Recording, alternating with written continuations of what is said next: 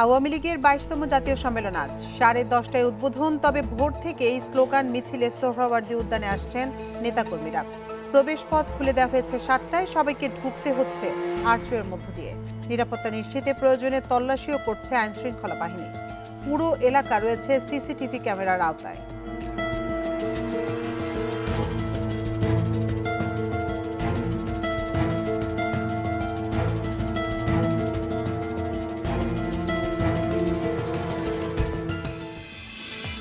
এ নিয়ে প্রতিবেদন থাকছে সংবাদের মূল আয়োজনে। আমন্ত্রণ জানাচ্ছি সকাল 9টায় বিরতিহীন ইন্ডিপেন্ডেন্ট সংবাদে। আপনাদের সাথে আছে আমি আতিফান জুমান এবং আমি রাকিব আহমেদ। এবারে জানিয়ে দিব সংবাদ শিরোনাম।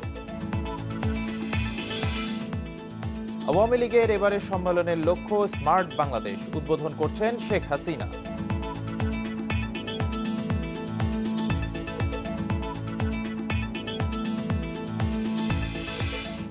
আওয়ামী লীগের সম্মেলনে যাচ্ছে না বিএনপি, সামনে আনছে পূর্ব নির্ধারিত কর্মসূচির কথা।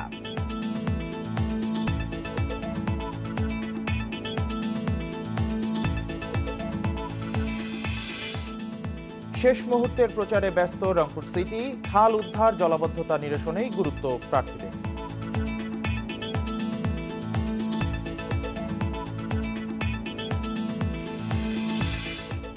শুনছিলেন প্রধান শিরোনাম।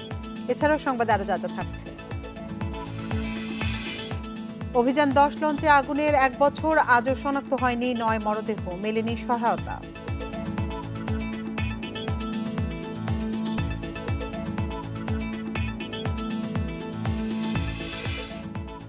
এবং 80 রানে পিছিয়ে দিন শুরু করছে টাইগাররা। জাকির শান্তর ব্যাটে লিড পাওয়ার আশা।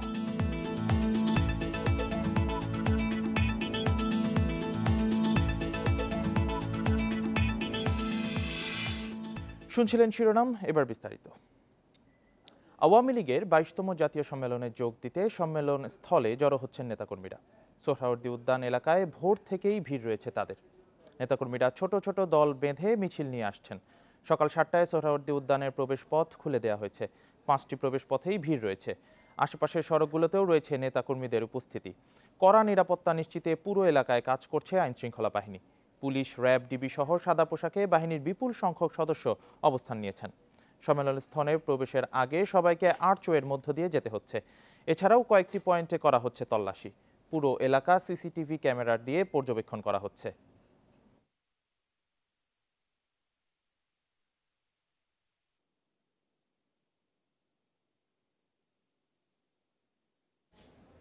আওয়ামী লীগের 22তম জাতীয় সম্মেলন নিয়ে বিস্তারিত জানাতে আমাদের সাথে যোগ দিচ্ছেন সহকর্মীরা। শুরুতে যাচ্ছি টিএসসি এলাকায়, সেখানে আছেন সহকর্মী ইজাজুর রহমান। ইজাজ, এই মুহূর্তের পরিস্থিতি কেমন দেখছেন? নেতাকর্মীরা তো দলে দলে আসতে শুরু করেছে অলরেডি, কি বলছেন তারা?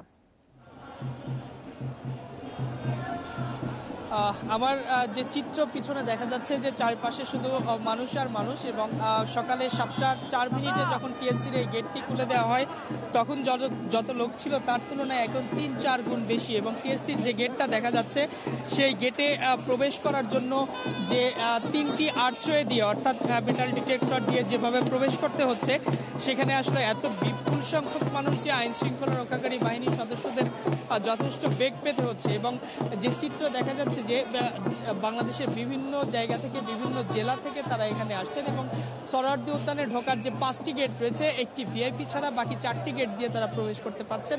এখানে পাবলিক লাইব্রেরির সামনের যে গেটটি রয়েছে সেই গেটটি, এবং টিএসসির এই গেট, এবং সামনে যে বাংলা একাডেমির গেট রয়েছে, কালী মন্দিরের যে গেট রয়েছে, প্রত্যেকটা গেটের সামনে ভিড়। তবে সবচেয়ে বেশি ভিড় লক্ষ্য করা যাচ্ছে এই টিএসসির গেটটাতে।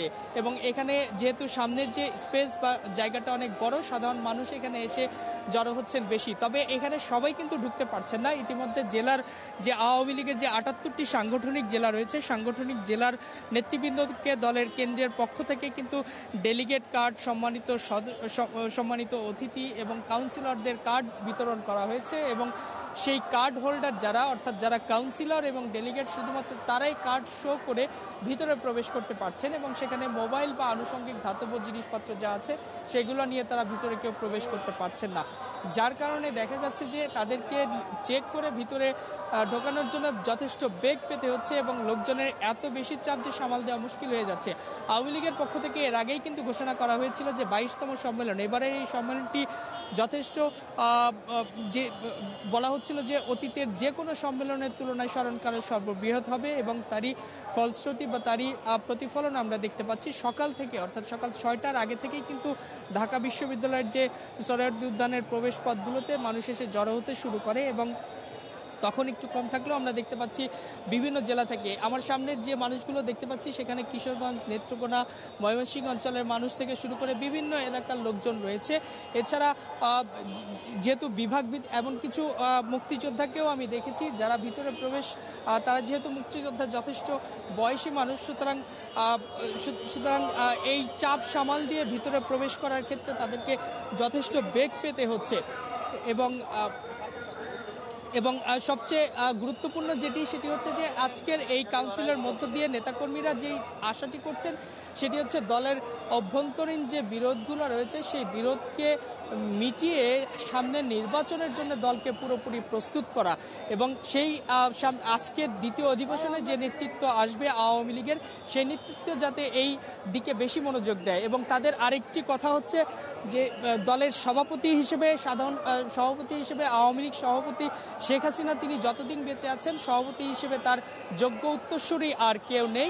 তবে সাধারণ সম্পাদক হিসেবে যিনি আসবেন সেক্ষেত্রে দলের সভাপতি এবং কাউন্সিলররা যে মতামত দেবেন তিনি এসে দলের হাল ধরবেন এবং সেক্ষেত্রে এই বিষয়গুলোকে যারা যাতে নজর দেন এবং সামনে নির্বাচনের জন্য পুরোপুরি প্রস্তুত যাতে দলকে করেন।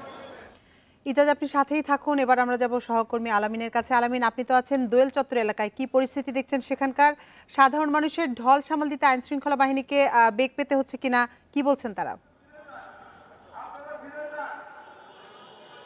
আতিফা, এখান থেকে আসলে আমরা যেই চত্বরটিতে দোয়েল চত্বর অবস্থান করছি এখানে ব্যক্তিগত পরিবহন থেকে শুরু করে অন্যান্য যে যানবাহন রয়েছে সেই যানবাহন চলাচল একদম পুলিশের পক্ষ থেকে বন্ধ করে দিয়েছে এবং বিএনপির পক্ষ থেকে একটা নির্দেশনা দেওয়া হয়েছে। এর বাইরে সহকর্মী ইজাজুর রহমান যেমনটা বললেন যে সাংগঠনিক যে সমস্ত জেলা রয়েছে, বিশেষ করে 58 জেলার কাউন্সিলর যারা রয়েছে, এর বাইরে আরও 25,000 ডেলিগেট যারা রয়েছে, তারা কিন্তু বেশ কিছু অংশ এখানে জড়ো হয়েছেন এবং এখানে জড়ো হয়ে তারা মিছিল নিয়ে বিভিন্নভাবে তারা আসলে এখান থেকে যাচ্ছেন। আমি যদি দেখাতে চাই এখানে যারা আছেন তারা বগুড়া থেকে আসছেন। এই সম্মানিত ডেলিগেট যারা রয়েছেন এবং কাউন্সিলর রয়েছেন তারা প্রথমে এখানে জড়ো হচ্ছেন এবং এখান থেকে কেউ মিছিল দিয়ে কেউ ব্যানার ফেস্টুন নিয়ে আসলে তারা এখান থেকে চট্টগ্রামের যে কালী মন্দিরের যে গেটটি রয়েছে এবং সেই মন্দিরের গেটে তারা প্রবেশ করেন। এখানে আসলে আমরা যেটা সকাল থেকে দেখেছি যে বিভিন্ন জায়গা থেকে তারা এসে এখানে জড়ো হয়েছে। তারা যেটি বলার চেষ্টা করেছে যে উন্নয়ন অভিযাত্রায় দেশনেত্রী শেখ হাসিনার নেতৃত্বে জাতির পিতা বঙ্গবন্ধুর স্বপ্নগত স্মার্ট বাংলাদেশ গড়ার সত্ত্বে যে আওয়ামী লীগের 22তম সম্মেলন হচ্ছে, সম্মানিত কাউন্সিলর এবং ডেলিগেট যারা বলছেন যে দলকে তারা আসলে স্মার্টনেসের একটি যে জায়গা সেই জায়গাটা দেখতে চান। তারা যাচ্ছেন যে এর বাইরে যে তৃণমূলের যে কোন্দল ছিল, বিভেদ ছিল, সেই কোন্দল এবং বিভেদ সব দূর করে তারা আসলে আজকের কেন্দ্রীয় যে সম্মেলন সেই সম্মেলনে যোগ দিতে। আপনি দেখতে পাচ্ছেন যে এখান থেকে দোয়েল চত্বরের যে গেটটি রয়েছে এই গেটটি পুলিশের পক্ষ থেকে বন্ধ করে দেওয়া হয়েছে এবং কোনো ব্যক্তিগত গাড়ি এখানে প্রবেশ করতে দেওয়া হচ্ছে না, যার কারণে নেতৃবৃন্দ বিভিন্ন জায়গার থেকে ডেলিগেট কাউন্সিলর যারা আসছেন তারা এখান থেকে হেঁটে হেঁটে তারা যেই মূল কেন্দ্রীয় সোহরাওয়ার্দী উদ্যানে আসলে সেখানে তারা প্রবেশ করছেন। আমরা যেমনটা বলছিলাম যে ডেলিগেট এবং কাউন্সিলরদের বড় একটি অংশ বেশ কয়েকজন সাথে তারা আসলে কথা বলেছেন, বিভিন্ন প্রত্যন্ত অঞ্চল থেকে তারা আসছেন। তারা যেটি বলার চেষ্টা করেছেন যে স্মার্ট বাংলাদেশের কথা করা হয়েছে, বাংলাদেশের আওয়ামী লীগের যে কাউন্সিল হবে সেই কাউন্সিলের যেন সে স্মার্টনেসের একটি ছাপ থাকে এবং তারা ধারাবাহিকতায় যদি কোনো বিভেদ না থাকে, যেহেতু এই কমিটিকে আসলে সামনে জাতীয় নির্বাচনের সময়টা আসলে থাকতে হবে, সেক্ষেত্রে নেতৃত্ব বেছে নেওয়ার জন্য তারা কেন্দ্রে যে সমস্ত যারা রয়েছেন তাদের প্রতি ডেলিগেটের পক্ষ থেকে তারা কি বলেছেন যে বিভেদ ভুলে আগামীতে যেন শেখ হাসিনার নেতৃত্বে বাংলাদেশে আবার ক্ষমতা আসে সেই প্রত্যাশা তারা ব্যক্ত করেছেন। আওয়ামী লীগের 22তম জাতীয় সম্মেলন নিয়ে সবশেষ তথ্য জানাচ্ছিলেন আমাদের সহকর্মীরা। স্মার্ট বাংলাদেশ গড়ার প্রত্যয় নিয়ে শুরু হতে যাচ্ছে আওয়ামী লীগের 22তম জাতীয় কাউন্সিল। এই কাউন্সিলে শুধু অতিথি আমন্ত্রণ জানানো হয়েছে 1 লাখ, পাশাপাশি অংশ নেবেন বিপুল সংখ্যক নেতাকর্মী। বিদেশের কোনো দলকে আমন্ত্রণ জানানো না হলেও কাউন্সিলে অংশ নেবেন বিভিন্ন দেশের রাষ্ট্রদূতরা। সকাল 10:30টায় আনুষ্ঠানিকভাবে সম্মেলনের উদ্বোধন করবেন আওয়ামী লীগ সভাপতি ও প্রধানমন্ত্রী শেখ হাসিনা। আওয়ামী লীগের নির্বাচনী প্রতীক নৌকার আদলে এবারের 22তম সম্মেলনের মূল মঞ্চ। 80 ফুট দীর্ঘ ও 40 ফুট চওড়া এ মঞ্চে কেন্দ্রীয় কমিটি, উপদেষ্টা মণ্ডলী সহ বসবেন 120 জন। মঞ্চের সামনের অংশে তুলে ধরা হয়েছে 13 বছরে সরকারের উন্নয়নের চিত্র। মঞ্চের পেছনে থাকছে মহান মুক্তিযুদ্ধে শহীদদের স্মৃতির উদ্দেশ্যে স্মৃতিসৌধ। এর বাঁ পাশে বঙ্গবন্ধু শেখ মুজিবুর রহমান এবং ডান পাশে আওয়ামী লীগ সভাপতি ও প্রধানমন্ত্রী শেখ হাসিনার ছবি। এছাড়া থাকবে জাতীয় চার নেতা ও হোসেন শহীদ সোহরাওয়ার্দী, মাওলানা ভাসানী সহ খ্যাতিমান নেতাদের ছবি। মঞ্চের সামনে আমন্ত্রিত অতিথি, কাউন্সিলর ও ডেলিগেট সহ প্রায় 40,000 মানুষের বসার ব্যবস্থা করা হয়েছে। সকাল 10:30টায় আনুষ্ঠানিকভাবে কাউন্সিল শুরু হলেও সোহরাওয়ার্দী উদ্যানের গেট খুলেছে সকাল 7টায়। এবারের কাউন্সিলে অংশ নিচ্ছে 7,000 কাউন্সিলর ও 50,000-এর বেশি ডেলিগেট। শেখ হাসিনার নেতৃত্বে বঙ্গবন্ধুর স্বপ্নের উন্নত, সমৃদ্ধ ও স্মার্ট বাংলাদেশ গড়ার প্রত্যয়ে এবারের এটাই আমাদের মূল প্রতিপাদ্য বিষয়। আমাদের টোটাল কাউন্সিলর প্রায় 7,000 এবং তার দ্বিগুণ হলো অফিসিয়াল ডেলিগেট, কিন্তু এই ডেলিগেট সংখ্যা 1 লক্ষ ছাড়িয়ে যাবে। জাতীয় সঙ্গীতের সাথে জাতীয় ও দলীয় পতাকা উত্তোলনের মাধ্যমে 22তম সম্মেলনের উদ্বোধন করবেন আওয়ামী লীগ সভাপতি ও প্রধানমন্ত্রী শেখ হাসিনা। থাকবেন দলের 78টি সাংগঠনিক জেলার নেতারা। মঞ্চে আসন গ্রহণ করার পর শোক প্রস্তাব উত্থাপন করবেন দলের দপ্তর সম্পাদক বিপ্লব বড়ুয়া। 3 বছরের সাংগঠনিক রিপোর্ট পেশ করবেন সাধারণ সম্পাদক ওবায়দুল কাদের। এবারকার সম্মেলন সাদামাটা আনুষ্ঠানিকতা। আমাদের নেতা কর্মীরা সম্মেলনে স্বতঃস্ফূর্তভাবে উপস্থিত হবেন। আশা করি একটা সুশৃঙ্খল সম্মেলনও এবার হবে। আমরা 50,000 খাবারের ব্যবস্থা করেছি। এটা আওয়ামী লীগের ইতিহাসে সর্বোচ্চ। প্রথম অধিবেশন শেষে বিকেল 3টায় শুরু হবে দ্বিতীয় অধিবেশন। এতে দলের বাজেট পেশ, গঠনতন্ত্র ও ঘোষণাপত্র অনুমোদন শেষে বিলুপ্ত হবে বর্তমান কমিটি। এরপর কাউন্সিলরদের মতামতের ভিত্তিতে পরবর্তী 3 বছরের জন্য নির্বাচিত হবেন নতুন সভাপতি ও সাধারণ সম্পাদক। Izazur Rahman, independent news, Dhaka.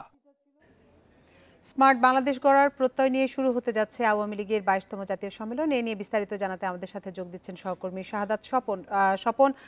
আগের বুলেটিনে যেমনটি জানাচ্ছিলেন যে এবারের সম্মেলনটি বেশ তাৎপর্যপূর্ণ, যেহেতু আগামী বছরই জাতীয় নির্বাচন এবং এবার যে কমিটিটি গঠন করা হবে সেটি 3 বছর দায়িত্ব পালন করবেন। তো সব মিলিয়ে নেতাকর্মীরা কি বলছেন যারা এসেছেন সম্মেলন স্থলে?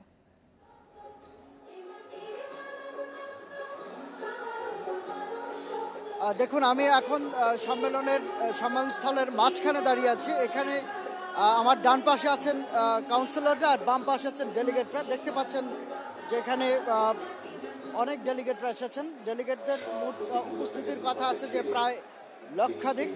তো এখানে দেখতে পাচ্ছেন যে ইতিমধ্যেই অনেকেই চলে এসেছেন।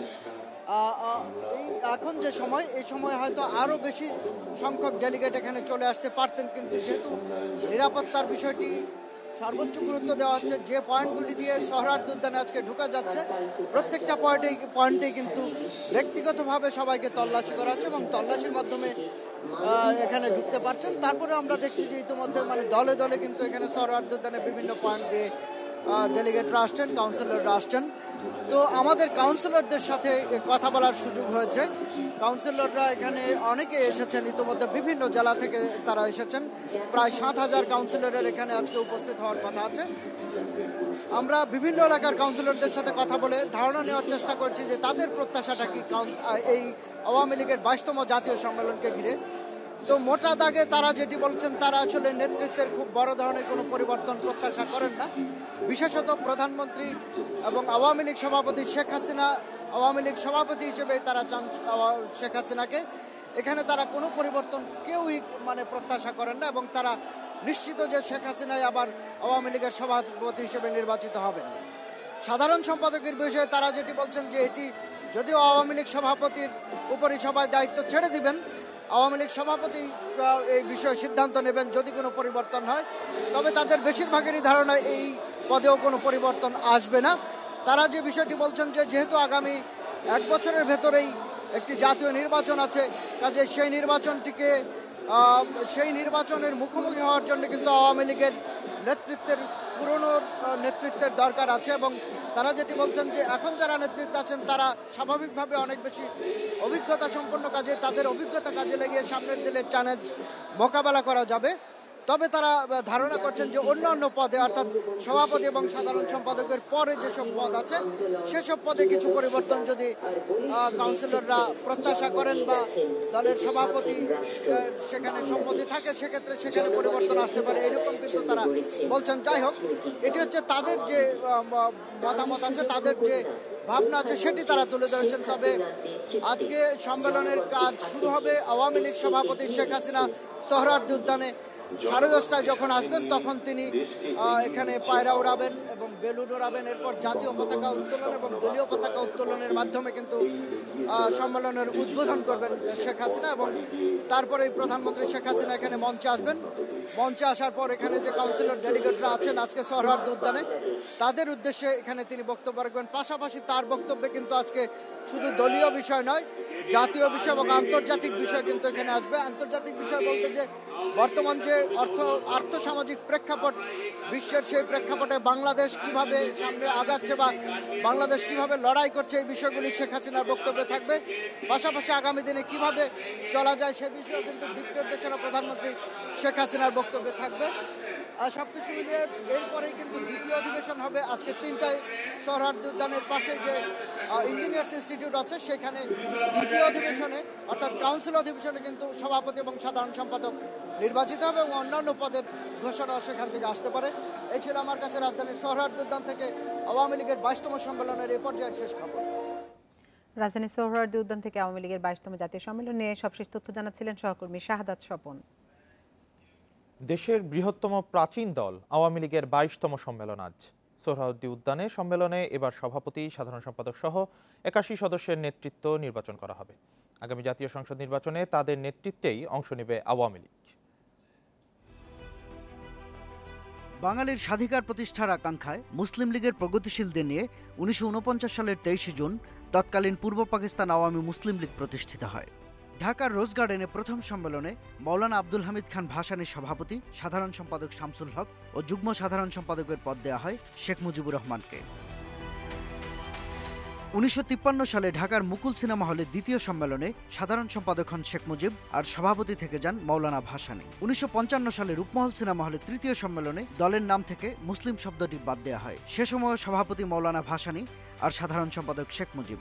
1957 সালের চতুর্থ সম্মেলনেও সভাপতি, সাধারণ সম্পাদক অপরিবর্তিত থাকে। তবে নীতিগত বিরোধে 1957 সালে দল ছাড়েন মাওলানা ভাসানী। 1964 সালে পঞ্চম সম্মেলনে সভাপতি হন আব্দুর রশিদ তর্কবাগিশ আর সাধারণ সম্পাদক হন শেখ মুজিবুর রহমান। 1966 সালে ঢাকার ইডেন হোটেলে ষষ্ঠ সম্মেলনে প্রথমবার সভাপতি হন শেখ মুজিব আর সাধারণ সম্পাদকের দায়িত্ব পান তাজউদ্দিন আহমদ। ঐতিহাসিক 6 দফা সহ নানা কারণে সম্মেলনটি ছিল বেশ গুরুত্বপূর্ণ। সপ্তম ও অষ্টম সম্মেলনেও সভাপতি, সাধারণ সম্পাদক পদ অপরিবর্তিত থাকে। স্বাধীন বাংলাদেশে আওয়ামী লীগের প্রথম সম্মেলন হয় 1972 সালে, যেটি দলের নবম সম্মেলন।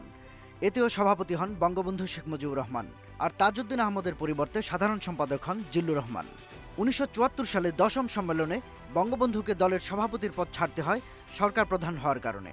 প্রথমবারের মতো সভাপতি হন AHM কামারুজ্জামান। তাজউদ্দিন আহমদ আবারও সাধারণ সম্পাদক নির্বাচিত হন এ সম্মেলনে। 1975-এ বঙ্গবন্ধু জাতীয় চার নেতা হত্যাকাণ্ডের পর 1977-এ দলের পুনরুজ্জীবনের মধ্য দিয়ে ভারপ্রাপ্ত সভাপতি হন মহিউদ্দিন আহমেদ আর ভারপ্রাপ্ত সাধারণ সম্পাদকের দায়িত্ব পান সৈয়দা সাজেদা চৌধুরী। 1977 সালে একাদশ সম্মেলনে সৈয়দা জোহরা তাজউদ্দিনকে প্রধান করে আহ্বায়ক কমিটি করা হয়। পরের বছর 12তম সম্মেলনে আব্দুল মালিক উকিল সভাপতি ও আব্দুর রাজ্জাক সাধারণ সম্পাদক হন। 1981 সালের 13তম সম্মেলনে পুনর্জাগরণ ঘটে আওয়ামী লীগের। হোটেল ইডেন প্রাঙ্গণে সম্মেলনে সভাপতি নির্বাচিত হন বঙ্গবন্ধুর বড় কন্যা শেখ হাসিনা আর সাধারণ সম্পাদক থেকে যান আব্দুর রাজ্জাক। 1982 সালে দল ছাড়লে রাজ্জাকের স্থলে ভারপ্রাপ্ত সাধারণ সম্পাদকের দায়িত্ব পান সৈয়দা সাজেদা চৌধুরী। 14তম সম্মেলন হয় 1987 সালে। এতেও সভাপতি নির্বাচিত হন শেখ হাসিনা, সাধারণ সম্পাদক হন সৈয়দা সাজেদা চৌধুরী। এরপর 7 সম্মেলনের প্রতিটিতেই সভাপতি হন শেখ হাসিনা, তবে পরিবর্তন হয় সাধারণ সম্পাদকের পদে। 15 ও 16তম সম্মেলনের সাধারণ সম্পাদক নির্বাচিত হন জিল্লুর রহমান, 17তম সম্মেলনের সাধারণ সম্পাদক হন আব্দুল জলিল। 18 ও 19তম সম্মেলনে 2বার সাধারণ সম্পাদক হন সৈয়দ আশরাফুল ইসলাম।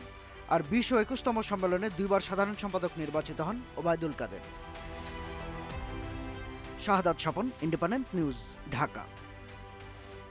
আওয়ামী লীগের 22তম জাতীয় সম্মেলন নিয়ে আরো জানাতে এবার বঙ্গবন্ধু এভিনিউয়ের দলীয় কার্যালয়ের সামনে থেকে আমাদের সাথে যোগ দিচ্ছেন সহকর্মী বুদ্ধদেব কুণ্ডু। বুদ্ধদেব, আওয়ামী লীগের দলীয় কার্যালয়ের সামনে এখন কোন কোন নেতারা উপস্থিত আছেন, কি বলছেন তারা সম্মেলন ঘিরে? হ্যাঁ, জাতীয় সম্মেলনকে ঘিরে কিন্তু আওয়ামী লীগের সকল নেতাকর্মীদের মধ্যে যে একটি উচ্ছ্বাস, আমরা কিন্তু সেটাই দেখতে পাচ্ছি। কেন্দ্রীয় কার্যালয়ে, বাংলাদেশ আওয়ামী লীগের কেন্দ্রীয় কার্যালয়ে এখন প্রচুর সংখ্যক নেতাকর্মী কিন্তু এখানে ভিড় করছেন। তারা তাদের সঙ্গে আমরা কথা বলেছি, তারা বলছেন যে যেহেতু 10:30টার সময় সোহরাওয়ার্দী উদ্যানে উদ্বোধনী অনুষ্ঠানটা হবে, তার আগে তারা আশেপাশে থেকে যারা ওয়ার্ডের বা ছাত্রলীগ, আওয়ামী লীগের সব ধরনের সকল স্তরের নেতাকর্মীরা এখানে আসেন এবং তাদের যে নেতা একই সঙ্গে এখানে সংযুক্ত হচ্ছেন এবং এখান থেকে কিন্তু তারা একসঙ্গে মিছিল করে বা একটি শৃঙ্খলাভাবে সেই সম্মেলন স্থলে উপস্থিত হবেন বলে জানাচ্ছেন। এখানে আমরা ঢাকার বাইরে থেকে বিভিন্ন জেলা উপজেলা পর্যায় থেকে যেসব নেতাকর্মী আসছে তারাও কিন্তু তাদের, আপনি জানেন যে দলীয় কার্যালয়ে বা কেন্দ্রীয় যে কার্যালয়টা রয়েছে এখানে এসে অনেক নেতাকর্মী তারা হয়তো চিন্তা করে যে এই ঢাকায় আসলে তারা এই কেন্দ্রীয় কার্যালয়টা আসবেন, সেই সূত্রেও কিন্তু এখানে অনেক নেতাকর্মী আসছেন এবং তারা ছবি তুলছেন, গ্রুপ ছবি থেকে শুরু করে সব, এবং তাদের মধ্যে এক ধরনের উচ্ছ্বাস এবং তারা তাদের যে নেতা নির্বাচন বা এখানে যাদেরকে তারা পছন্দ করেন সেই নেতাদের নিয়ে তারা কিন্তু এখানে আসছেন এবং তারা গ্রুপ ছবি থেকে শুরু করে তাদের যে অন্য যে পরিকল্পনা, সেই পরিকল্পনাগুলো কিন্তু সাজাচ্ছেন এই জাতীয় সম্মেলনকে ঘিরে। এখানে আরেকটি জিনিস জানিয়ে রাখি যে অনেকটা সভাপতি বা দলীয় যে সেক্রেটারি, সাধারণ সম্পাদক নির্বাচন কারা হবে বা কে আসছেন নতুন নেতৃত্বে, এগুলো নিয়ে তাদের মধ্যে আলোচনা চলছে এবং এখানে আমরা কিছু নেতাকর্মীর সঙ্গে কথা বলেছি, তারা কিন্তু জানাচ্ছেন যে নেতাকর্মী নির্বাচিত হোক না কেন, বাংলাদেশ আওয়ামী লীগের সকল স্তরের নেতাকর্মী চায় যে দলীয় যে নির্বাচনটা বা যাদেরকে নির্বাচন করা হবে তাদেরকে তারা সমর্থন করবেন। বঙ্গবন্ধু এভিনিউয়ের দলীয় কার্যালয়ের সামনে থেকে জানাচ্ছিলেন সহকর্মী বুদ্ধদেব কুণ্ডু। জাতীয় সম্মেলনের প্রস্তুতি শেষ করেছে আওয়ামী লীগ। কাজ শেষ করেছে 11টি উপকমিটি, পাশাপাশি 3 সদস্যের নির্বাচন কমিশন গঠনের কথাও জানিয়েছেন দলের সাধারণ সম্পাদক ওবায়দুল কাদের। তিনি বলেন, জেলা ও উপজেলায় নাশকতার ষড়যন্ত্র করছে বিএনপি। এ ব্যাপারে নেতাকর্মীদের সতর্ক থাকার নির্দেশ দেন তিনি। আওয়ামী লীগের সম্মেলনের জন্য ঢাকায় কর্মসূচি পেছালেও শনিবার সারা দেশে কর্মসূচি রয়েছে বিএনপির। এই কর্মসূচি ঘিরেই দলটির মফস্বলে ভাঙচুর, অগ্নিসংযোগ করতে পারে বলে মন্তব্য করেছেন দলটির সাধারণ সম্পাদক ওবায়দুল কাদের। শুক্রবার বিকেলে আওয়ামী লীগের জাতীয় সম্মেলনের অনুষ্ঠান স্থল পরিদর্শনে গিয়ে তিনি এই কথা বলেন। তারা তাদের সভা সমাবেশ, বিক্ষোভ মিছিল করতে চায়, গাড়ি ভাঙচুর অলরেডি তারা গাড়ি পোড়াতে শুরু করেছে। ওবায়দুল কাদের বলেন, সারা দেশ খালি করে আওয়ামী লীগের নেতাকর্মীরা ঢাকায় আসার প্রয়োজন নেই। যারা মফস্বলে থাকবে তারা 10ই ডিসেম্বরের মতো সতর্ক পাহারায় থাকার নির্দেশ দেন তিনি। এদিকে শুক্রবার সকালে বঙ্গবন্ধু এভিনিউ কেন্দ্রীয় কার্যালয়ের সংবাদ সম্মেলনে ওবায়দুল কাদের বলেন, বিশ্ব মন্দার কারণে ব্যয় সংকোচনে সম্মেলন একদিনে শেষ করা হচ্ছে। সম্মেলনের দ্বিতীয় অধিবেশন গঠনতন্ত্র নিয়ে আলোচনা, ঘোষণাপত্র পেশ সহ বর্তমান কমিটি বিলুপ্ত ঘোষণা করা হবে। স্বতঃস্ফূর্ত এটা জাতীয় সম্মেলন উপহার দিতে চাই, আর এই সম্মেলনের মধ্য দিয়ে আমরা জাতিকে, জনগণকে এ বার্তাও দিতে চাই যে আমরা জনগণের জন্য রাজনীতি করি। 24শে ডিসেম্বর কর্মসূচি পেছানোয় বিএনপির শুভবুদ্ধির উদয় হয়েছে বলে মন্তব্য করেন তিনি। Muhammad Omar Faruk, Independent news, Dhaka. জাতীয় সম্মেলনে বিএনপিকে আনুষ্ঠানিকভাবে আমন্ত্রণ জানিয়েছে আওয়ামী লীগ, তবে দাওয়াত পেলেও সম্মেলনে যোগ দেবেন না বলে জানিয়েছেন বিএনপি নেতারা। তারা বলছেন ঢাকার বাইরে পূর্ব ঘোষিত কর্মসূচিতে অংশ নেবেন তারা। আওয়ামী লীগের 22তম জাতীয় সম্মেলনের আমন্ত্রণপত্র পৌঁছে দিতে শুক্রবার বেলা 11টার দিকে নয়াপল্টনে বিএনপির কেন্দ্রীয় কার্যালয়ে যান উপদপ্তর সম্পাদক সায়েম খানের নেতৃত্বে আওয়ামী লীগের একটি প্রতিনিধি দল। বিএনপির পক্ষ থেকে আমন্ত্রণপত্র গ্রহণ করেন ভারপ্রাপ্ত দপ্তর সম্পাদক ইমরান সালেহ প্রিন্স। পরে আওয়ামী লীগের প্রতিনিধি দলের নেতারা কথা বলেন গণমাধ্যমের সাথে। তারা আশা প্রকাশ করেন বিএনপি নেতারা শনিবারের সম্মেলনে অংশ নেবেন। প্রত্যেক রাজনৈতিক সংগঠনকে আমাদের পক্ষ থেকে বাংলাদেশ আওয়ামী লীগের জাতীয় কাউন্সিলে আমন্ত্রণপত্র জানিয়েছে। বিএনপির 3 জন নেতৃবৃন্দ, স্থায়ী কমিটির সদস্য ডক্টর মঈন খান, ডক্টর খন্দকার মোশাররফ হোসেন এবং নজরুল ইসলাম খান, স্থায়ী কমিটির সদস্য, এই 3 জনকে আমরা আমন্ত্রণ জানিয়েছি। আমন্ত্রণপত্র গ্রহণ শেষে বিএনপি নেতারা জানান সম্মেলনে অংশ নেওয়ার বিষয়ে সিদ্ধান্ত নেবে দলের শীর্ষ পর্যায়ের নেতারা। রাজনীতির নামে অপরাজনীতি চলছে। দলের মহাসচিব মির্জা ফখরুল ইসলাম আলমগীর, স্থায়ী কমিটির সদস্য মির্জা আব্বাস, আমাদের দলের চেয়ারপারসন বেগম খালেদা জিয়া এই সরকারের চরম রাজনৈতিক প্রতিহিংসার শিকার। এরকম একটা প্রেক্ষাপটে ওনারা কাউন্সিলে দাওয়াত দিয়েছেন। আমরা যাদের নামে দিয়েছেন তাদেরকে পৌঁছে দিব। তবে দাওয়াত পাওয়া নেতারা জানান আওয়ামী লীগের সম্মেলনে যোগ দেবেন না তারা। ঘোষিত প্রোগ্রাম আছে 24 তারিখ কালকে বিভিন্ন বিভাগে। আমি চট্টগ্রামে যাওয়ার জন্য আগে থেকেই ফিক্সড। আমি তো ওখানে চলে যাব। আমি তো আজকে দাওয়াত পেয়েছি, সেটা আমার পক্ষে রক্ষা করা সম্ভব না। দেশে রাজনৈতিক সহাবস্থানের মতো পরিবেশ এখনো তৈরি হয়নি বলেও দাবি করেন বিএনপি নেতারা। মাহমুদ শরীফ, ইন্ডিপেন্ডেন্ট নিউজ, ঢাকা। বারবার আশ্বাস দিলেও গত 5 বছরে খনন হয়নি রংপুরের শ্যামাসুন্দরী খাল। ফলে জলাবদ্ধতা আর আবর্জনার দুর্গন্ধে অতিষ্ঠ নগরবাসী। স্থানীয়দের অভিযোগ, নির্বাচন এলেই শ্যামাসুন্দরীর খাল খনন সহ জলাবদ্ধতা নিরসনের প্রতিশ্রুতি দেন মেয়র প্রার্থীরা, কিন্তু নির্বাচন শেষ হয় আর তাদের পাওয়া যায় না। বহু বছর ধরে খনন না হওয়ায় ময়লা আবর্জনার ভাগাড়ে পরিণত হয়েছে রংপুর নগরীর শ্যামাসুন্দরী খাল। নির্বাচন এলেই খালটি খননের আশ্বাস দেন মেয়র প্রার্থীরা, যদিও ক্ষমতায় গেলে সেই প্রতিশ্রুতি আর বাস্তবায়ন হয় না। ভোটাররা বলছেন এবার আর মিথ্যা আশ্বাস নয়, শ্যামাসুন্দরী খাল খনন ও যানজট নিরসনে যিনি কাজ করবেন তাকেই ভোট দেবেন তারা। এই খাল উন্নয়ন করবে, শহর উন্নয়ন করবে, নগর উন্নয়ন করবে, কত কিছুই করবে, কিন্তু আমাদের জ্বালা তো এরা এখন পর্যন্ত মিটাইতে পারলো না। আমাদের এই যে ক্যানেলটার যে দুরবস্থা, এই দুরবস্থার কারণে আমরা যারা বসবাস করি এখানে মশা, দুর্গন্ধ। যে ব্যক্তি শ্যামাসুন্দরী সংস্কার করবে এবং রংপুরের উন্নয়ন করবে তাকেই আমরা ভোট দেব। সাবেক মেয়র ও জাতীয় পার্টির প্রার্থী জানান শ্যামাসুন্দরী খাল খনন ও সংস্কারে বরাদ্দ মন্ত্রণালয়ে প্রক্রিয়াধীন। আবারও মেয়র হলে অসমাপ্ত কাজ শেষ করার প্রতিশ্রুতি তার। একই প্রতিশ্রুতি অন্য মেয়র প্রার্থীদেরও। 27 তারিখে নির্বাচনে ভোট কাকে দিতে হবে অলরেডি সিদ্ধান্ত নিয়েই ফেলছে। আমি মনে করি একটা উৎসব মুখর পরিবেশে 27 তারিখে যে নির্বাচন হবে সেই নির্বাচনের লাঙ্গল প্রতীকের বিজয় ইনশাল্লাহ সুনিশ্চিত। গ্রামীণ যে জায়গাগুলো হয়েছে তাদের যে বৈষম্য, সেখানে আমি বিশেষ বরাদ্দ দিয়ে ওই জায়গাগুলোকে সুষম বন্টনের মধ্যে দিয়ে আমি তাদের বৈষম্যের সুষম জায়গায় নিয়ে আসব। এদিকে সুষ্ঠু নির্বাচন আয়োজনে সব প্রস্তুতি নেওয়ার কথা জানিয়েছে নির্বাচন কমিশন। আইনি কাঠামোতে যে যে ধরনের নিরাপত্তা বিধানের জন্য বা ইলেকশনটা সুষ্ঠুভাবে করার জন্য, কন্ডাক্ট করার জন্য যে ধরনের বিধান দেওয়া আছে, যে যে লোক দেওয়ার কথা আছে, সব মোতায়েন করা হয়ে গেছে। আমরা বহু গবেষণা করে বহু রকম পরীক্ষা নিরীক্ষা করে দেখছি ইভিএমে কারচুপির কোনো সুযোগ নাই। রংপুর সিটিতে মোট ভোটার 4,26,469 জন। নির্বাচনে মেয়র পদে 9 জন সহ কাউন্সিলর ও সংরক্ষিত নারী কাউন্সিলর পদে লড়ছেন 251 জন প্রার্থী। Independent news. এ নিয়ে আরও জানাতে রংপুর থেকে যুক্ত হচ্ছেন সহকর্মী নজরুল ইসলাম। নজরুল, নির্বাচন তো একদম সন্নিকটে, তো সেই ক্ষেত্রে রাজনীতিবিদরা যে প্রতিশ্রুতি দিচ্ছেন সেটা কি তারা রাখবেন নাকি শুধু কথার কথাই থেকে যাবে?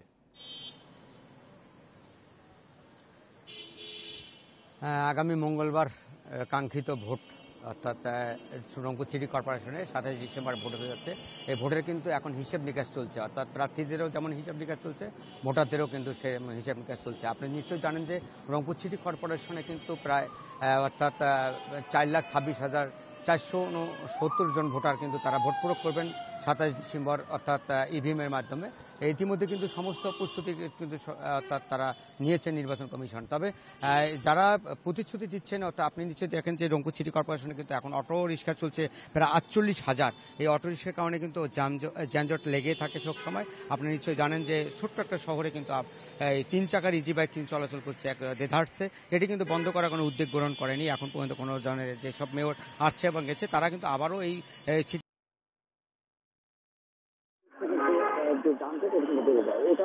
অনেক মেয়র প্রার্থী যারা আছেন তারা বলছেন যে শ্যামাসুন্দরী খালসহ যানজট নিরসন, মানুষের উন্নয়ন এবং রাস্তাঘাটের যে ভাঙাচোরা আছে উন্নয়ন করবেন। তারা এইভাবে প্রতিশ্রুতি দিয়ে ভোটারদের কাছে তারা মন্ত্রের কাছে ভোটে যাওয়ার কিন্তু মেট্রো রেল চালু হওয়ার পর সবার আগে যাত্রী হচ্ছেন উত্তরা ও মিরপুরবাসী। দেশের প্রথম মেট্রো রেলে ভ্রমণের জন্য উন্মুখ হয়ে আছেন তারা। নির্মাণ কাজের সময়ের রাস্তা খোঁড়াখুড়ি ও যানজটের কষ্ট এখন যেন আনন্দে পরিণত হয়েছে। মেট্রো রেলে চড়ে তারা সবাই এখন আনন্দ ভাগাভাগি করার অপেক্ষায়। অপেক্ষার পালা শেষ। আর কয়েকটা দিন পরে উদ্বোধন হতে যাচ্ছে বহুকাঙ্ক্ষিত মেট্রো রেল। উত্তরা দিয়াবাড়ি থেকে মতিঝিল পর্যন্ত 20.10 কিলোমিটার পথের মধ্যে প্রথম পর্বে শতভাগ কাজ শেষ হয়েছে 11.73 কিলোমিটার। নানা দুর্ভোগের পর এই অংশে মেট্রো রেলের কাজ শেষ হওয়ায় বেশ খুশি মিরপুরবাসী। 28 ডিসেম্বর প্রধানমন্ত্রীর উদ্বোধনের পরদিন সবার আগে মেট্রো রেলে যাত্রী হবার সুযোগ পাবেন মিরপুর উত্তরাবাসী। দুর্ভোগ তো হবে, একটা জিনিস করার জন্য দুর্ভোগ হবে। এই দুর্ভোগের কষ্ট দিয়ে যে এখন একটা আনন্দের বিষয়, এটা তো বলার মতো না। সময় বাঁচবে, অফিস টাইম বাঁচবে, কর্মঘণ্টা বাঁচবে, এর থেকে বেনিফিট হিসেবে আমার রাষ্ট্র পাবে, আমি পাবো, ইনডিরেক্টলি সবাই পাবে, মানে টাকা বেশি অন্তত। চলমান যখনই হবে তখনই এর লাভ লোকসান বোঝা যাবে, এখন তো লাভ লোকসান বোঝা যাবে না। দিয়াবাড়ি থেকে আগারগাঁও পর্যন্ত 9টি স্টেশন। যাত্রীরা স্টেশনের কাউন্টার থেকে সরাসরি টিকিট কিনতে পারবেন। পাশাপাশি মেট্রো রেলের বিশেষ স্মার্ট কার্ডের মাধ্যমেও যাতায়াত করা যাবে। সিঁড়িপথে স্টেশনে ওঠার সময় বয়স্ক ও শারীরিক প্রতিবন্ধীরা লিফট ব্যবহারের সুবিধা পাবেন। দিয়াবাড়ি থেকে আগারগাঁও পর্যন্ত ভাড়া রাখা হয়েছে 60 টাকা। এছাড়া প্রতি স্টেশনের জন্য সর্বনিম্ন ভাড়া 20 টাকা। ভাড়াটা একটু বেশি হয়ে যায়, একটু ভাড়াটা একটু কমাইলে একটু সবচেয়ে ভালো হতো। ভাড়াটা যদি একটু কমানো হয় তাহলে সাধারণ মানুষের জন্য একটু উপকৃত হবে, কারণ আমাদের পার্শ্ববর্তী দেশে আমাদের একটু ভাড়া বেশি। মেট্রো রেল উদ্বোধনের আগে মিরপুর সড়কে জোরে সোরে চলছে সাজসজ্জার কাজ। সড়ক বিভাজনে সৌন্দর্য বর্ধনে লাগানো হচ্ছে ফুলের গাছ, স্থাপন করা হয়েছে স্টিলের রেলিং, চলছে road marking. Shahriar Anirban, independent news, Dhaka.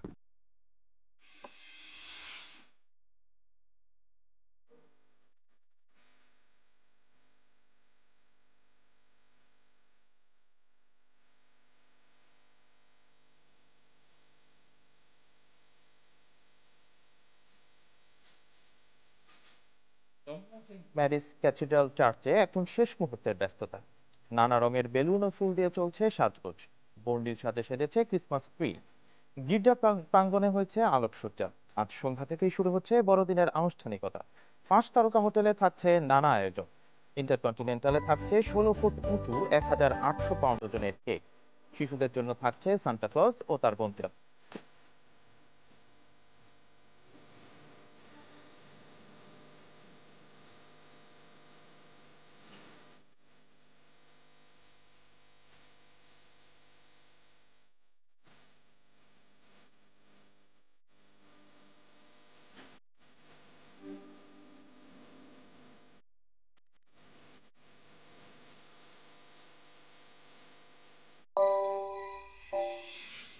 এ নিয়ে প্রতিবেদন থাকছে সংবাদের পরের অংশে। এবার যাচ্ছি অন্যান্য খবরে। ঢাকা বরগুনা রুটের অভিযান 10 লঞ্চে অগ্নিকাণ্ডের 1 বছর পেরোলেও অনেক স্বজনের মৃতদেহের অপেক্ষায় পরিবার। আবার কেউ কেউ ডিএনএ পরীক্ষার পর মরদেহ পেলেও মেলেনি সহায়তা। ক্ষতিগ্রস্ত পরিবারগুলোকে শিগগিরই সরকারি সহায়তার আশ্বাস জেলা প্রশাসনের। গত বছর 23 ডিসেম্বর রাতে 600-এরও বেশি যাত্রী নিয়ে ঢাকা থেকে বরগুনার উদ্দেশ্যে যাত্রা শুরু করে অভিযান 10 লঞ্চটি। মধ্যরাতে ঝালকাঠিতে সুগন্ধা নদীর মোহনায় পৌঁছালে ইঞ্জিন রুমে আগুন লাগে এবং মুহূর্তে তা ছড়িয়ে পড়ে।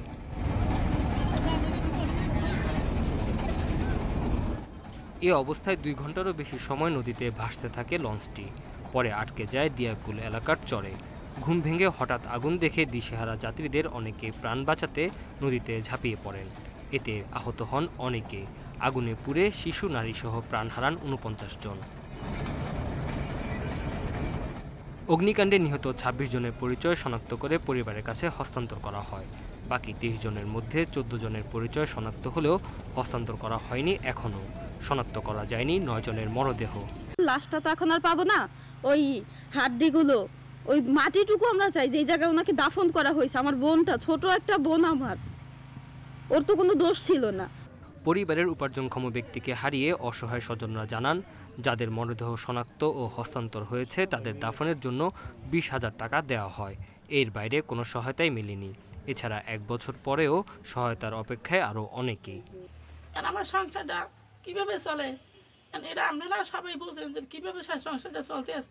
এই নাতি ধরে গেলে কয় টাকা দাও টাকা দাও, আমি 10টা টাকা নাতিরা দিতে পারি না।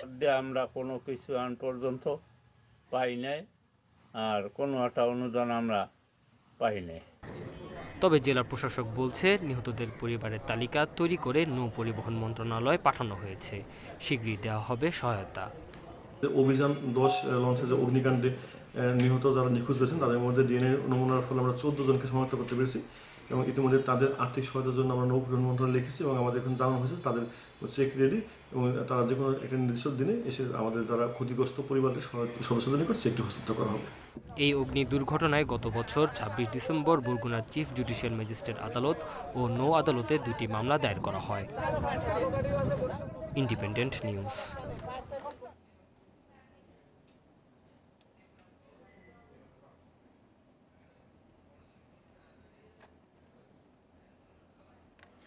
বড়দিন উপলক্ষে রাজধানীর গির্জাগুলোতে চলছে উৎসবের আয়োজন।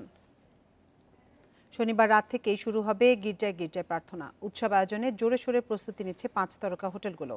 রঙিন আলোকসজ্জায় ক্রিসমাস ট্রি সাজানোর পাশাপাশি ব্যবহার করা হয়েছে রং বেরঙের আলোকসজ্জা।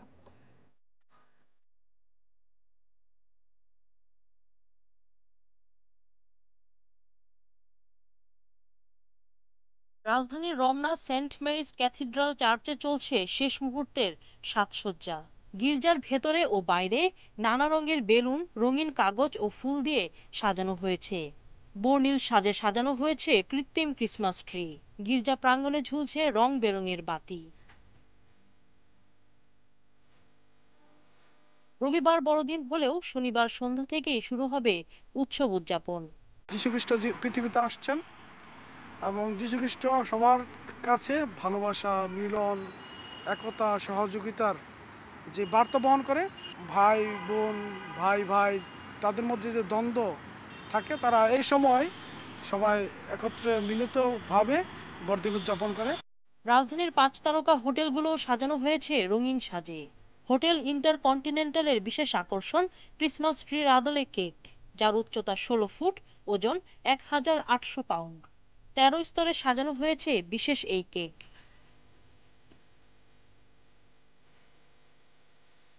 বড় ও ছোটদের জন্য রয়েছে আলাদা আয়োজন। প্যাকেজে থাকছে নানা রকম ছাড়। প্যান প্যাসিফিক সোনারগাঁও হোটেলে অতিথিদের বিনোদনের জন্য রাখা হয়েছে নানা ধরনের ব্যবস্থা। সবাই আসতে পারবেন, এভরিওয়ান ইজ ওয়েলকাম। এবং সবথেকে আকর্ষণীয় বিষয় হচ্ছে যে আমরা প্রতি বছরের মতন এবারও 25শে ডিসেম্বর সকাল 9টা থেকে রাত্র 9টা পর্যন্ত বাচ্চাদের জন্য বিশাল একটি কিডস কার্নিভালের আয়োজন করেছি। যে কিডস কার্নিভালে থাকবে হরেক রকমের গেমস, খেলার সরঞ্জাম, ম্যাজিক শো, পাপেট শো, অনেক ধরনের মজার অনুষ্ঠান, শিক্ষামূলক অনুষ্ঠান। সারাদিন ব্যাপী আমরা এগুলো চালাবো। শিশুদের চমকপ্রদ উপহারে বরণ করবেন সান্টা ক্লজ ও তার বন্ধুরা। বড়দিন উপলক্ষে 24 ও 25 ডিসেম্বর হোটেলগুলোতে থাকছে বিশেষ বুফে ডিনার। সুলতানা জাহান মিতু, ইন্ডিপেন্ডেন্ট নিউজ, ঢাকা। খ্রিস্টান ধর্মাবলম্বীদের সবচেয়ে বড় উৎসব ক্রিসমাস বা বড়দিন উপলক্ষে বর্ণিল সাজে সাজানো হচ্ছে গির্জা ও বাড়িঘর। আলোকসজ্জা ও অন্যান্য আয়োজন সহ শেষ মুহূর্তের প্রস্তুতিতে ব্যস্ত খ্রিস্টান ধর্মাবলম্বীরা। শনিবার রাতে প্রার্থনা শেষে ঠিক মধ্যরাতে কাটা হবে কেক। যিশু খ্রিস্টের জন্মোৎসবে মেতে উঠবেন সবাই। করোনা মহামারীর কারণে 2 বছর ছোট পরিসরে আয়োজন হয়েছে বড়দিনের উৎসব, কিন্তু এবার বড়দিন উদযাপনে চট্টগ্রামের বিভিন্ন গির্জাতে নেওয়া হয়েছে ব্যাপক প্রস্তুতি। নগরের পাথরঘাটার জপমালা রানী গির্জা, জামাল খান সেন্ট ম্যারিজ গির্জা, ক্যাথলিক চার্চ গির্জায় শেষ মুহূর্তের প্রস্তুতিতে ব্যস্ত কর্মীরা। জাঁকজমকটা একটু বেশি আসবে, আনন্দ, উচ্ছ্বাস, উল্লাস তিনটাই থাকবে এবার। বর্ণিল সাজে সাজানো হচ্ছে রাজশাহীর বিভিন্ন গির্জা। গোশালা স্থাপন, রঙিন কাগজ আর ফুল দিয়ে সাজানো হচ্ছে ক্রিসমাস ট্রি। আমরা এই বিশ্ববাসী সবার জন্য যাচনা করি, বিশেষভাবে যেন এই বর্তমান বিশ্বে আমরা যেন শান্তিতে আনন্দে জীবনযাপন করতে পারি। খুলনায় এবছর বড়দিনের প্রার্থনা রাত 12টার পরিবর্তে হবে শনিবার রাত 10:30টায়। সড়ক সংস্কার কার্যক্রম ও আবহাওয়া বিবেচনায় এই সিদ্ধান্ত বলে জানিয়েছেন চার্চের ফাদার। দুটি প্রধান খ্রিস্টজাগ, একটা হচ্ছে রাত্রেবেলায় রাত 10:30টায়, শনিবার রাত 10:30টায় এবং রবিবার সকাল 8টায়। বড়দিন ঘিরে সাজানো হচ্ছে সিলেটের 12টি প্রেসবিটারিয়ান ও ক্যাথলিক গির্জা। প্রত্যেকটি গির্জার নিরাপত্তা নিশ্চিতে থাকছে অতিরিক্ত পুলিশ। বড়দিনের প্রস্তুতি অনেক ভালো, আমাদের চার্চও সাজানো হচ্ছে, সবাই মিলে আমরা কাজ করতেছি, প্র্যাকটিস করতেছি গানের জন্য। গির্জা এবং বাড়ি সাজানোয় ব্যস্ত বগুড়ার খ্রিস্টান পল্লীর বাসিন্দারা। পাশাপাশি বিভিন্ন রেস্তোরাঁ ও ব্যবসা প্রতিষ্ঠানেও বসানো হয়েছে ক্রিসমাস ট্রি। বরিশালের 10টি খ্রিস্টান পল্লীর বাসিন্দাদের বাড়ি ও গির্জায় চলছে আলোকসজ্জা ও অন্যান্য প্রস্তুতির কাজ। গির্জাঘর সাজানো, একে অন্যের সাথে সহভাগিতা, যেটা বছরে আমরা একটা বার সুযোগ পাই। পৃথিবী জুড়ে শান্তি ও ন্যায় প্রতিষ্ঠা এবং সবার মাঝে ভ্রাতৃত্ববোধ বজায় রাখার আহ্বানে উদযাপিত হবে এবারের বড়দিন। Tania Nasrin, independent news. জানুয়ারি থেকে ফেব্রুয়ারির মধ্যে ভোলার গ্যাস সিএনজি আকারে ঢাকায় আনার কাজ চলছে। নীতিগত সিদ্ধান্ত পেতে এরই মধ্যে মন্ত্রণালয়ে আবেদন করেছে পেট্রোবাংলা। আগামী গ্রীষ্ম মৌসুমে শিল্পে বাড়তি গ্যাস সরবরাহের উদ্যোগকে ইতিবাচক বলছেন ব্যবসায়ীরা। তবে বাড়তি খরচের চাপ যেন না পড়ে সে বিষয়টি মাথায় রেখে দাম নির্ধারণের দাবি তাদের। দ্বীপ জেলা ভোলার শাহবাজপুর গ্যাস ক্ষেত্রে 5টি কূপে দৈনিক উৎপাদন ক্ষমতা 120 মিলিয়ন ঘনফুট। স্থানীয় বিদ্যুৎ কেন্দ্র, আবাসিক ও শিল্পে সরবরাহ হচ্ছে 70 থেকে 75 মিলিয়ন ঘনফুট গ্যাস। দেশের শিল্প ও বিদ্যুৎ খাত যখন গ্যাস সংকটে, তখন ভোলার এই অব্যবহৃত গ্যাস কাজে লাগাতে চায় পেট্রোবাংলা। ঢাকা থেকে গ্যাস ক্ষেত্রটির দূরত্ব 200 কিলোমিটারেরও বেশি। সরাসরি পাইপলাইন না থাকায় উচ্চ চাপে সিলিন্ডার স্টোরেজ পদ্ধতিতে সিএনজি করে আনা হবে এই গ্যাস। দৈনিক 5 মিলিয়ন ঘনফুট দিয়ে এ প্রক্রিয়া শুরু করে পরে তা 25 থেকে 30-এ উন্নীত করতে চায় পেট্রোবাংলা। সিএনজি আকারে এটা ঢাকায় নিয়ে আসবো, তারপর বিভিন্ন ইন্ডাস্ট্রিগুলোতে আমরা দেবো বলে ভাবছি।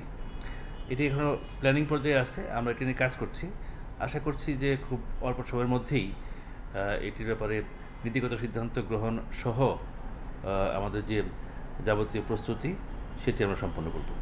গ্যাস সংকট মোকাবিলা করে উৎপাদন চালু রাখতে কোনো কোনো উদ্যোক্তা সিএনজি স্টেশন থেকেও গ্যাস নেন। সিলিন্ডারে করে কিনতে শিল্পখাতের গ্যাসের চেয়ে গুনতে হয় 3 গুণ দাম।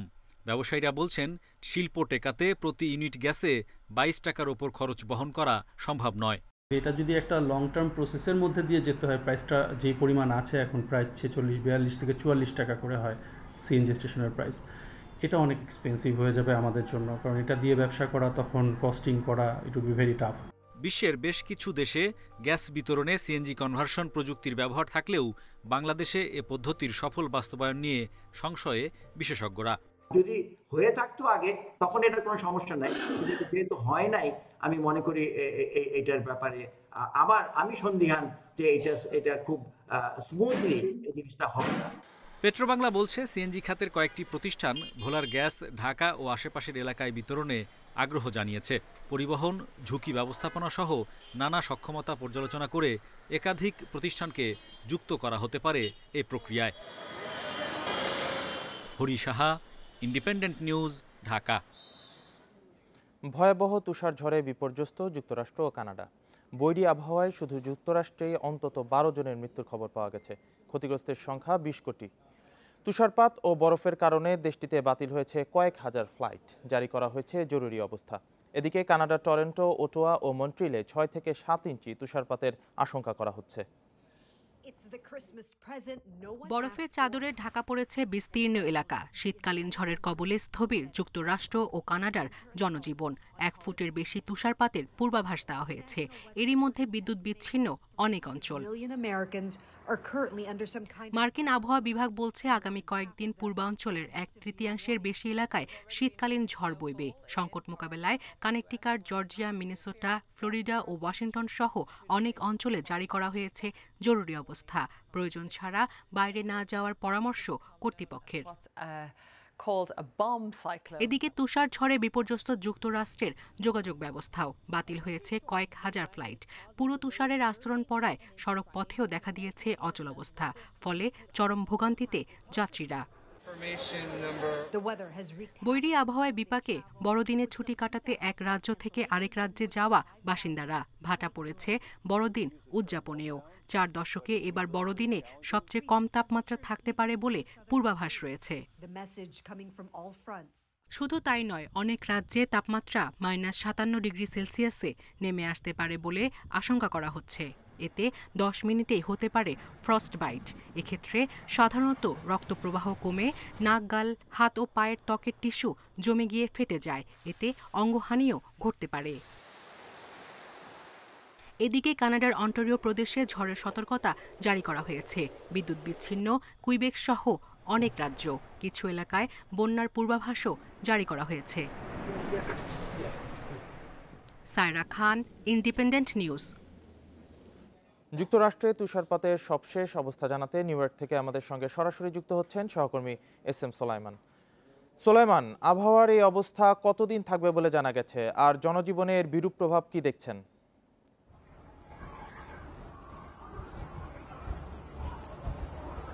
আগামী 48 ঘন্টা পর্যন্ত মারাত্মকভাবে আবহাওয়া শুধু হিমাঙ্কের নিচে নামতে থাকবে। আপনি যেমনটা জানেন যে এই মুহূর্তে নিউ ইয়র্কে আবহাওয়া -30 ডিগ্রি সেলসিয়াসে নেমে এসেছে এবং বাতাসের গতিবেগ 50 থেকে 60 মাইলে চলছে। এবং আমি যদি একটা বিষয় আপনাকে বলি যে যুক্তরাষ্ট্রের টোটাল 10 কোটি মানুষ এই মুহূর্তে এই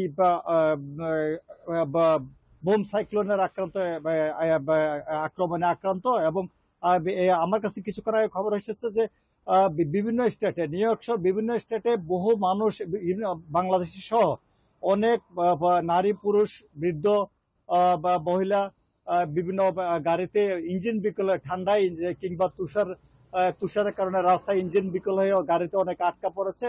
আটকা পড়ারদের সংখ্যা এত বেশি যে সেখানে উদ্ধারকর্মীরা খুবই অপ্রতুল এবং উদ্ধারকর্মীরা উদ্ধার কাজ চালিয়ে যাচ্ছে। এবং আরেকটা বিষয় আপনাকে জানিয়ে রাখি যে ইতিমধ্যে বুধবার থেকে পর্যন্ত 15,000 ফ্লাইট, 16,000 ফ্লাইট বাতিল করা হয়েছে। এবং শুধু আজকে শুক্রবার এই দিনেই পুরো যুক্তরাষ্ট্রে 6,000 ফ্লাইট বাতিল করা হয়েছে। এবং শুধু JFK ইন্টারন্যাশনাল এয়ারপোর্টে 350 ফ্লাইট বাতিল করা হয়েছে এবং প্রতি 10 মিনিটে একটি ফ্লাইট বাতিল করা হচ্ছে। এবং হাজার হাজার যাত্রী বিভিন্ন এয়ারপোর্টে আটকা পড়ে আছে। এবং আরেকটা বিষয় আপনাকে জানিয়ে রাখি যে বিভিন্ন এয়ারপোর্ট যেমন নিউ ইয়র্কের বাফেলো, নায়াগ্রা সহ বিভিন্ন আভ্যন্তরীণ এয়ারপোর্টে বিমান ওঠানামা বন্ধ ঘোষণা করা হয়েছে। এবং শুধু তাই নয়, নিউ ইয়র্কের বাফেলো, নায়াগ্রা এবং আলবানি সহ বিভিন্ন ঝুঁকিপূর্ণ রাস্তায় প্রাইভেট গাড়ি চলাচল বন্ধ ঘোষণা করা হয়েছে। এই ছিল যুক্তরাষ্ট্রের আবহাওয়ার সর্বশেষ তথ্য।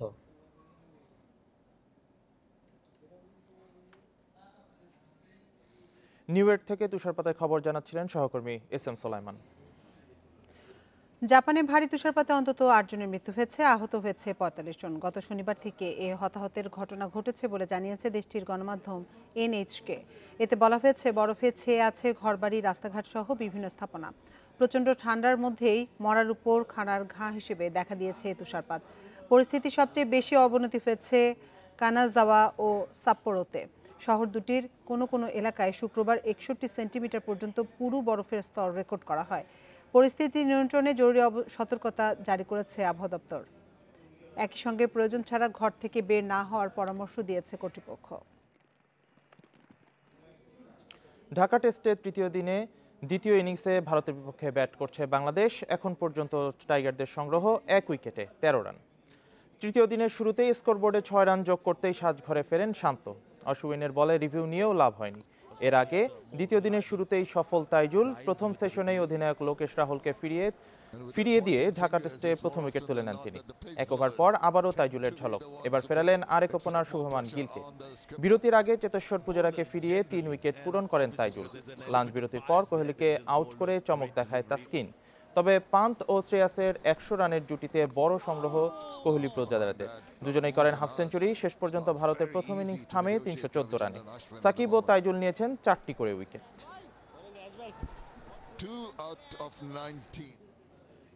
শেষ হলো আইপিএলের 16তম আসরের মিনি অকশন। গেল আসরে দল না পাওয়া সাকিব আল হাসানকে এবার নিয়েছে কলকাতা নাইট রাইডার্স। 50 লাখ রুপিতে সাকিবের সঙ্গী হলেন লিটন দাস।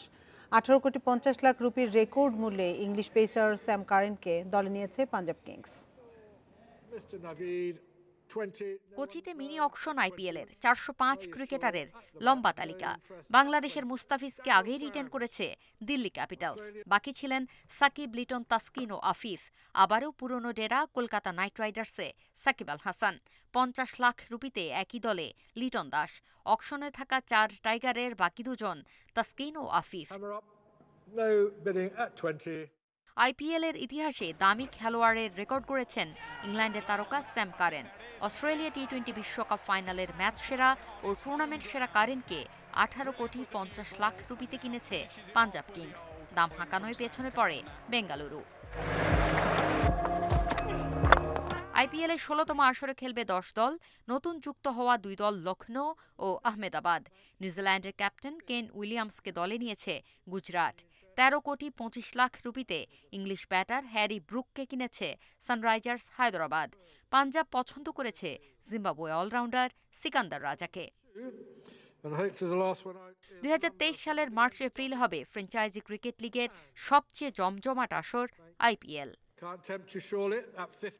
Farida Bakhtiara, independent news. আর এই ছিল এখনকার সংবাদে। ইন্ডিপেন্ডেন্ট টেলিভিশনের সব খবর বিস্তারিত জানতে চোখ রাখুন ফেসবুক, ইউটিউব ও টুইটার। সাথে থাকার জন্য ধন্যবাদ সবাইকে।